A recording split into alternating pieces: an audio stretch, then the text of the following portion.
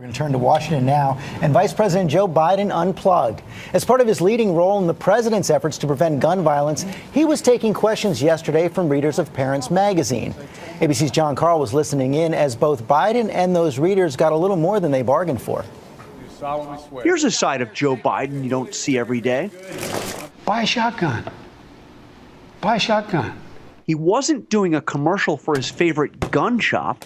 He was responding to online questions from Parents Magazine. And he seemed to get a little rattled when some of the questions came from people unhappy with the president's gun proposals.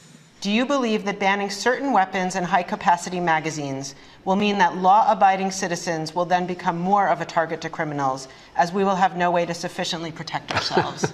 Is this Parents Magazine? It is. I have Parents Magazine in my home. I've never heard anybody in Parents Magazine ask these kinds of questions. What's her name? Kate.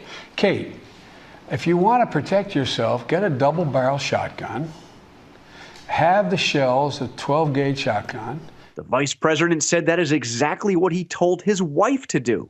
Said, Jill, if there's ever a problem, just walk out on the balcony here, or walk out, put that double-barrel shotgun and fire 2 blasts outside the house. I promise you, who's ever coming in is not going to, you don't need an AR-15.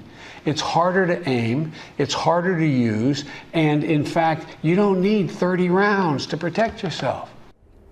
Biden is the president's point man on gun control, but he has also repeatedly tried to show that he is a believer in the Second Amendment. To another reader of Parents Magazine, he said, I have 2 shotguns at home. Nobody is going to come and take my guns.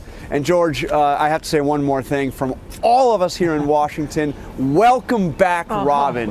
Awesome to have you back. John, Great to hear it. I appreciate it. Very blunt Joe Biden. Exactly.